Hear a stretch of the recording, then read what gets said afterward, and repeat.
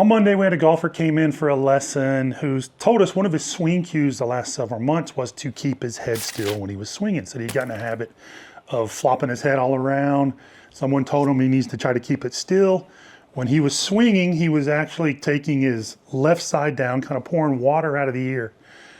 And they're like, so how you been hitting it? Well, I'm hitting it terrible. That's why I'm in. So his feel for what he was doing was so far off from the reality that his idea of keeping the head still was tilting it way to the left. And come to find out, a few minutes into the lesson, he also was told this horrid idea of driving the left shoulder down. So those two things together were really putting him behind the 8-ball with a reverse pivot. But as a swing cue, keeping your head still is not a good cue because the head needs to move in order for it to look like it's not doing much. Yeah, you want the head movements to be corresponding just to good pivot motion, right? Good body movements will allow the head movements to be good.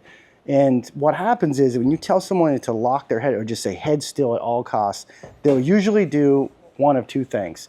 They'll either Mr. Havenkamp, my all-time favorite movie, a reference to on Caddyshack, and they have this motion because they're trying to keep their head locked. Right. Or the idea of keeping the head locked as you start to move this club in this plane of motion in the body will usually make the head, like Mike said, it'll go toward the target. They'll start almost pouring water too much out of their left ear, tilt the head to the left too much, and it puts them in a kind of a bad spot here to start the downswing. So instead, we just like to teach people good body movements, and then depending on the mobility, flexibility, how your build is, your head will have the correct movement too for you. Yeah, if you've ever seen like a cheetah run where it's locked in on the prey, the body's moving all over, cutting left and right, but the head's like it's still, but it's not. The head's moving everywhere, or a bird of prey flying when it's locked in on its prey. The same thing with the head in the golf swing. Like we've talked so much about, if I don't move my body, this is basically what the arms do. Well, if I don't move my body, this is what the head's doing. It's not staying still. It's responding to the body movement. It's like a gimbal on a camera. The motors in those cameras make the camera appear to be still, but it's moving everywhere. Give credit to Greg Rose and those guys at TPI. They have a mobility test that, you take their level 1 course, you get like a bunch of movement screens. And I always like that one. If you don't have good mobility left to right here, as you swing, you're going to be restricted and your head's going to move a little different, even with the same body movements as the next guy. And if you are restricted, the solution isn't to keep my head still because now I'm got the Haverkamp going or I'm getting this kind of rocking and blocking thing going. Yeah. A good drill that we like to do to train this, and we'll have Shaun set up to it here, face on, and we'll use this camera as a mirror at your house. Right? You can use the edge of a mirror or put a piece of tape on the mirror, which is what I did growing up, like just to train this movement. So we'll have him put the club across his shoulders. Yeah, club across your shoulders, getting your natural kind of setup And posture. You want to put the piece of tape on the mirror or a line. We'll have Laz put a line beside Shaun's head. He's going to make sure his shoulders rotate, move his left shoulder across without his head floating over with it. Okay, yeah, so if I do that, the shoulder is going to move from where it is now. If Mike puts his finger there and just doesn't move it when I move, it's going to move from where it is now out towards the front of my chin here, out this way. Now, you see a lot of motion there, but you don't see a lot of movement of my rib cage and my head moving away, and that's the trick. It's the plane that these shoulders move in that's important. If you can learn how to do that and then unwind the hips into the finish, you start training in a pretty, if I put my arm down here, you start to see, you see a nice flow of the head without these big movements or trying to lock it in. Right. And that's a great way to start training it. And if you have poor neck mobility and you move the shoulder correctly, but you don't touch the microphone, you may see about a half a head's worth of movement. That's fine. You're never going to see this much. Like that's just beginner golfer 101. I've never seen that golf lesson given.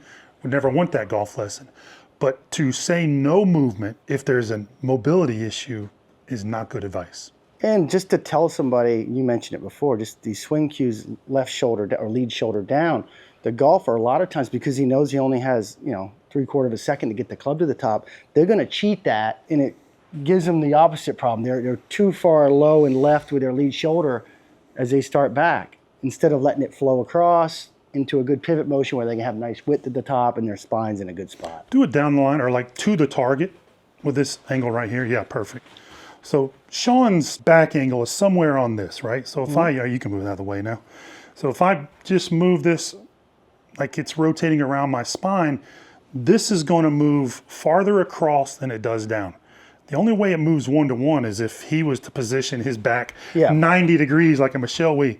Like no one swings like that, nor would you want to. That's the only time you're going to see equal amounts of down and across, unless you're trying to really add some down to it, which again is a terrible idea.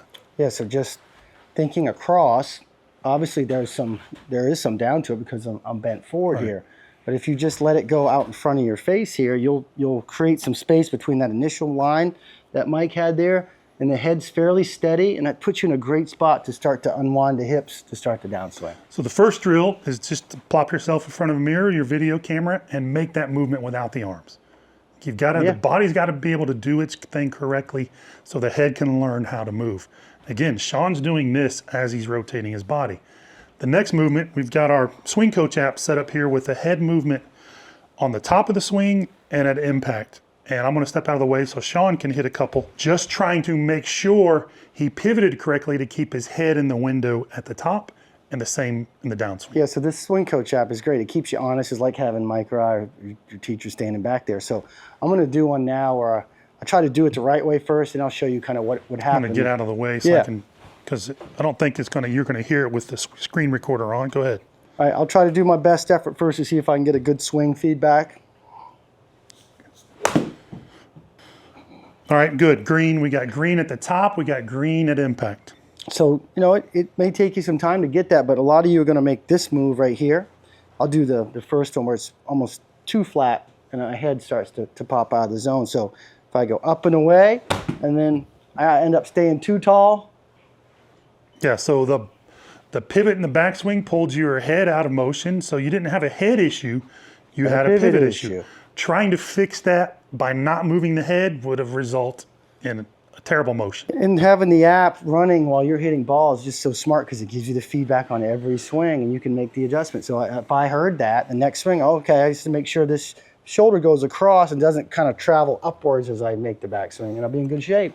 If you got an Apple device, it'll be on Android soon. Get a two free week trial. I'll get that out in a second.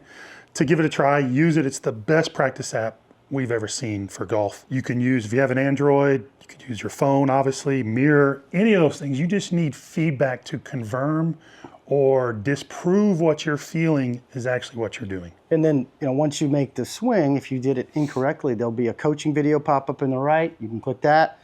It's got a coach there showing you, some of them are me, showing you the right movements. You can apply that to your very next swing and start to make a true swing change without just guessing every time you go to the range. Shed the idea, if your head's moving around too much, shed the idea of trying to keep your head still. Look at what the body's doing, because the head's always going to, or always should respond to what the body's doing.